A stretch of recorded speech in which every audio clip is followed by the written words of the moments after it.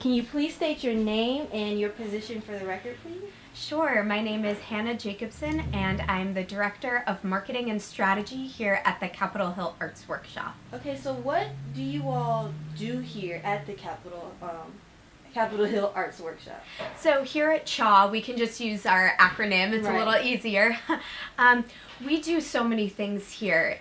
Yes, we have classes from 2-month-olds all the way up to 99-year-olds. It's really for the full spectrum, and we believe in creating lifelong arts patrons, arts attendees, and arts lovers. So we have, when you walk in the building, you'll see we have an art gallery, a black box theater, an open dark room, one of the only ones in DC for developing film, a ceramics studio with wheels and a kiln and hand building, and then upstairs we also have a full dance studio and an art studio, as well as music practice rooms. So we really cover the full range of arts activities, medium, and interest level, age. We also have events here, everything from resident theater groups to paint and sip opportunities. So what we really believe is that we're a community incubator space for creative thought, for using the arts throughout your lifetime, and our mission is building community through the arts, and it's really that social justice mission that we believe in. So I know that in the research I've done that arts does help with a child's learning development. So how do you feel like not even just your program, but arts in general really has an impact on a child's learning development, especially at that critical age between like 2 and 5? So how important is it, especially in your program, that you guys target that specific age range?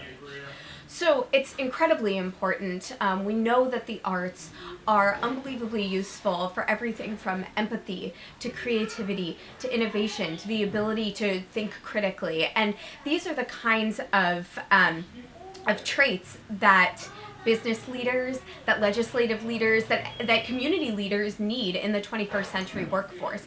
In fact, we know that creativity is in the top 3 traits that business people, owners, and CEOs are looking for, and yet they don't think that people are learning how to think creatively anymore. That's what the arts provide. And I think that sometimes people don't necessarily make that link, make the jump between the arts and creativity. But of course, when you're dealing with the arts, you're in a very vulnerable place in a lot of ways. You are having to open your mind to something you haven't necessarily done before. You have to think critically about how to work through problems. And these are the kinds of traits that help us with math, with science, with technology, with pretty much everything that we're going to need to know how to do for the next however many years of really the workforce that is the future. And so when we think about the time when your brain is the most elastic, it is of course that early childhood period. There's been some research a little bit more internationally actually about that early childhood brain development. And I believe we see it a lot in music as well, that when you learn that kind of rhythm, when you learn how to think in that way, especially at that age, we can see that brain development really starts clicking. It's the same as with learning a language, right? We know that there's that window, that when you start learning a language before the age of 9, your brain clicks a switch and you have a different ability to learn after that. And the arts do a similar thing, because when you think about it, the arts are a language. It's another way of thinking. That creative thought is so important at that age.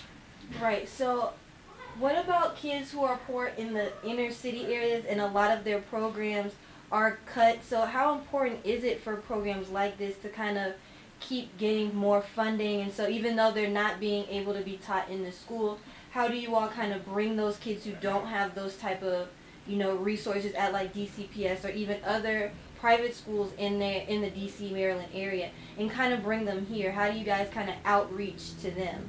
That's a great question. And first, I just want to say that it is critical that they get arts experiences. We know that, in fact, the arts have an even greater impact for children who are underserved, and yet they're, of course, the ones for whom the arts are cut. And it's really critical to have organizations like ours.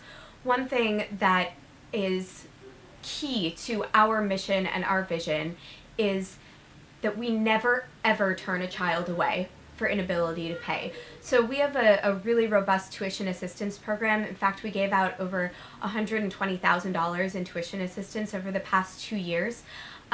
It's really important to us that when we say that we're building a community through the arts, that we have open doors to our full community, to our full neighborhood. That includes, for example, the homeless children who are living at DC General. So one way that we've really tried to practice that outreach is through a partnership with the Homeless Children's Playtime Project. We've signed up kids while they're at Playtime Project, and we provided transportation, busing, for around 60 children over the past 2 summers to come to CHA for a full summer's worth of summer camp completely free. We're able to do that through grants. So the funding is incredibly important. We can't do it without some financial help as well, but we think it is absolutely our role to do that, to find the money to do that, because those are the children who need it.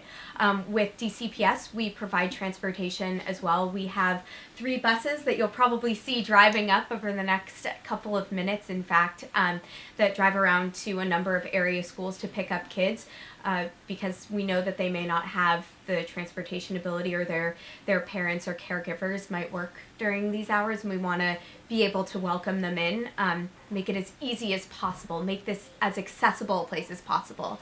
I think also making it a safe space to fail and to succeed and to create, that's part of being engaged with the arts, but it's something that we think is really important, that we put everyone on the same level of comfort, of empathy, and we do believe that everyone is more empathetic, more vulnerable when they are working in the arts.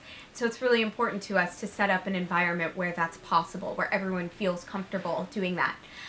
We're also starting up a new partnership with the KIPP schools to bring some music programming in for the kids there.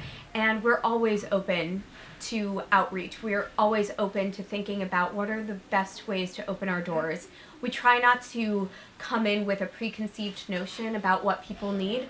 We really love it when the community tells us, what do you need? And we want to be a place that can provide it.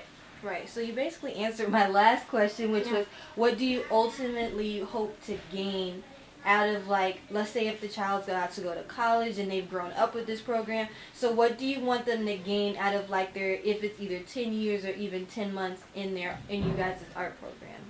The biggest thing that we hope they gain is a love for the arts and a love for their own ability to think creatively. It's really not about becoming Michelangelo. It's not about becoming a master of whatever art form you choose. It's really about connecting with people. I mentioned that our mission is building community through the arts, but our vision is to be a place that connects and transforms. And we truly believe that the arts transform people. We believe that the arts connect people. And we hope that people leave here and take that with them, take the memory of that, take the ability to think creatively and to connect with others in their lives through the arts, or just through their ability to be imaginative, to be creative. And we love to see that down the road, an appreciation for that kind of creativity throughout the lifespan. It's just as important when you're 90 as when you're 9. Right. All right. Thank you so much, Hannah. That was perfect. Thank you.